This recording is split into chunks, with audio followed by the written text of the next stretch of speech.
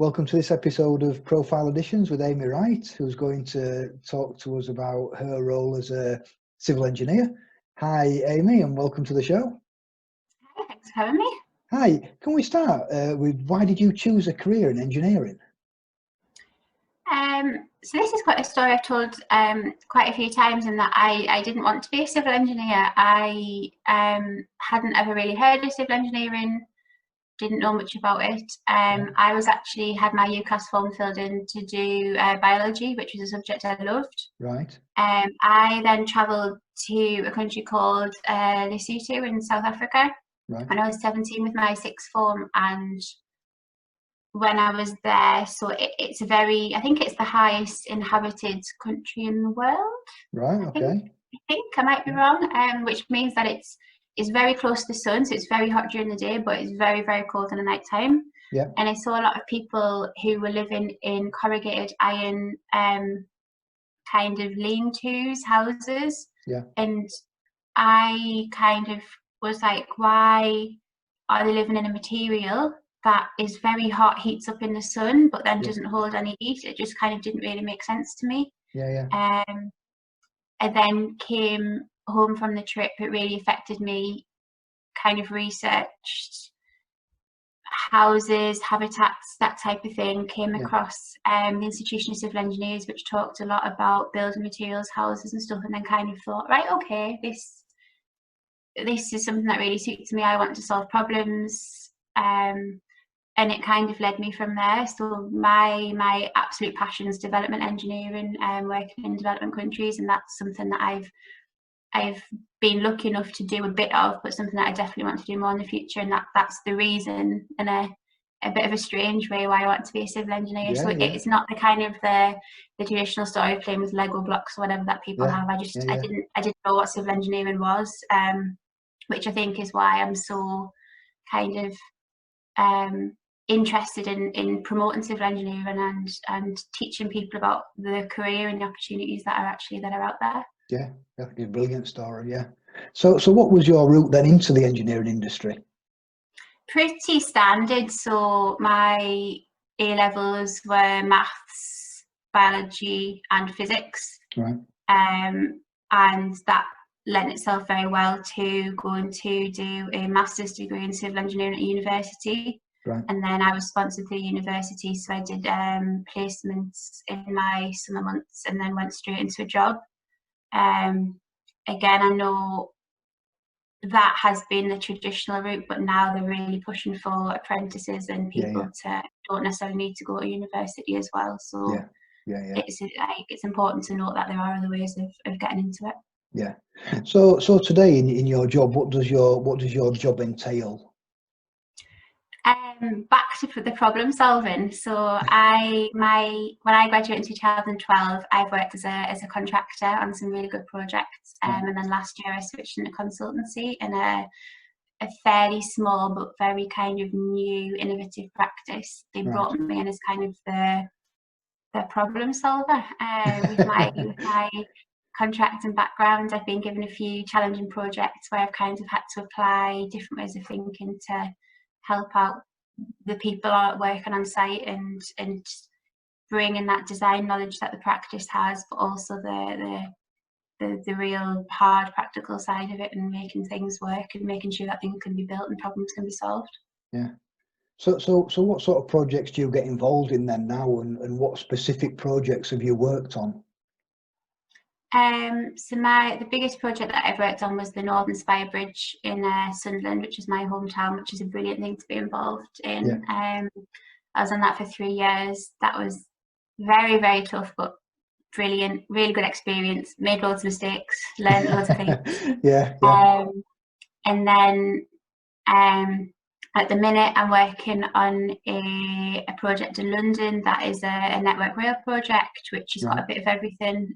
Really interesting, lots going on.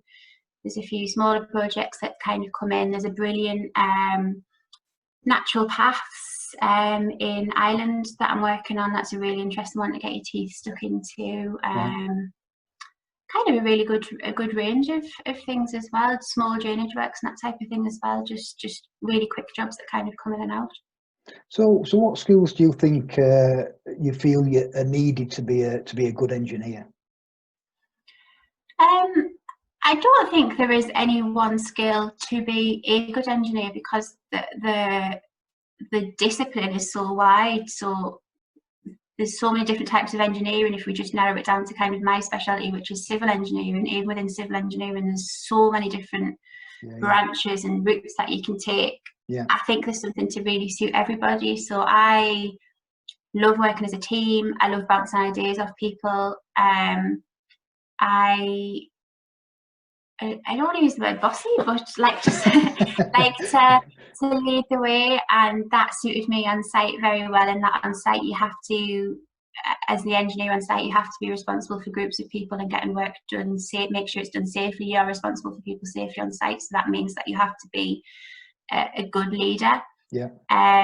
Again, back to the problem solving thing, which I think is what runs through all engineers, and that they really get fixated on something that they can see and something that can be done better. And that will to change things. That's really what drives me.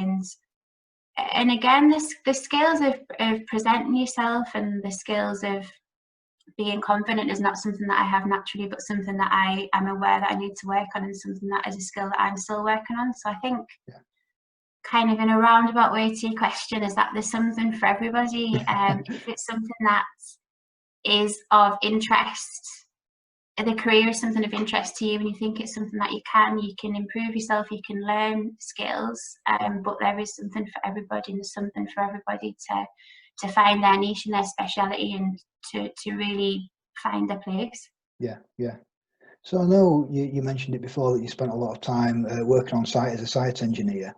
Is there a different skill set to being a site engineer to working in an office? Different type of personalities, I think.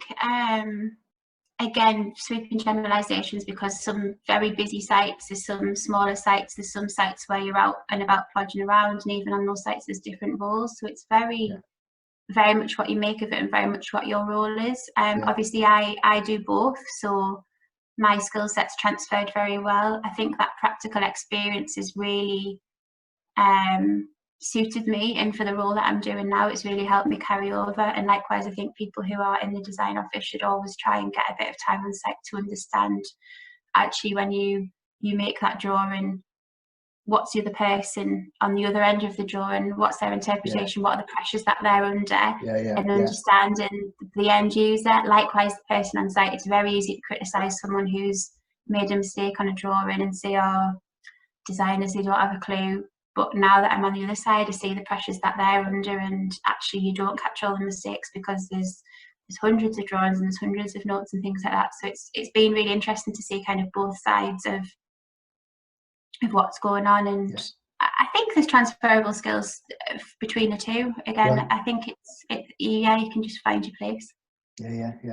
So obviously you're obviously more office based at the moment. Do you still get out on site and do your problem solving on site, and do you liaise between like the site and the office?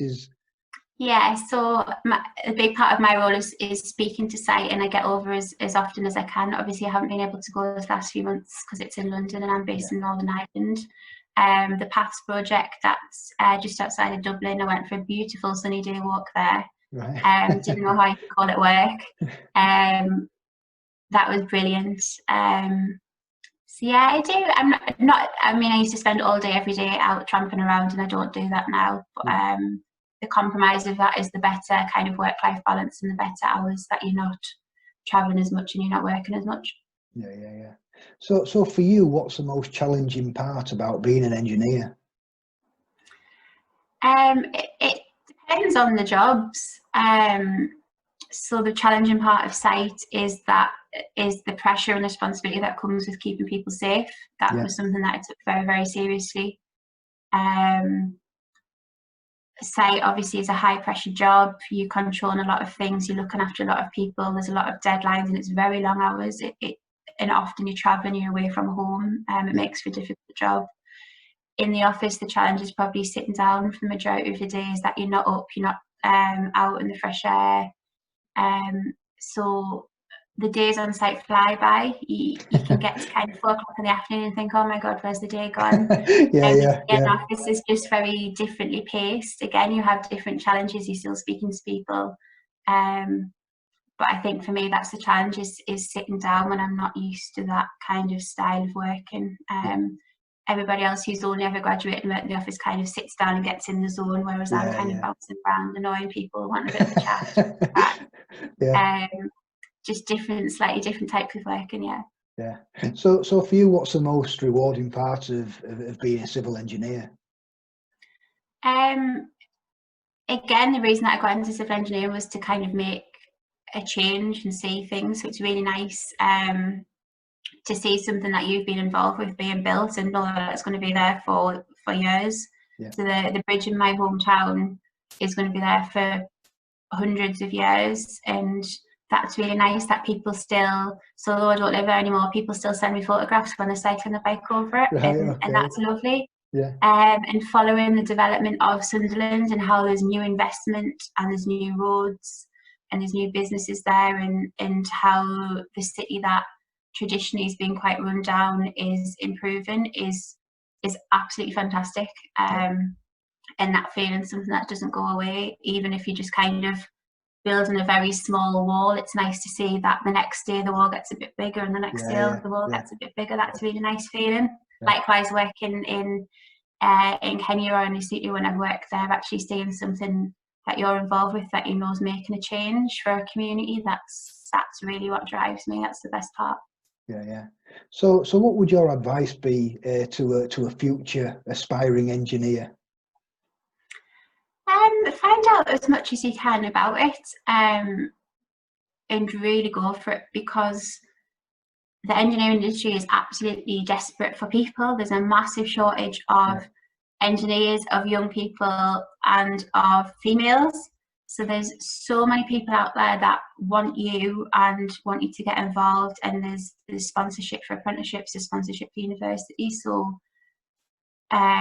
make contact with people, ask the questions, go out, find information, and then back yourself. That people say, what would I say to myself when I was younger, and that's it, stick with it and kind of have confidence in what you're doing. So that's something I'm still working on, but definitely something I think people, again, and females in particular, should back themselves a bit more.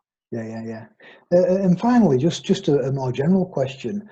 Obviously, students and pupils are probably not going to be able to speak to professionals or have mock interviews. What advice or tips would you give somebody who was going for an interview for a position as an engineer? Do your research about the company, do your research about what they've done. If you can pull out facts that you've learned about that project, something that they've built that's really going to impress them, they know that you're taking this seriously, they know that you've spent time and energy to learn about the job, and you're interested in what they're doing, that you want to be there.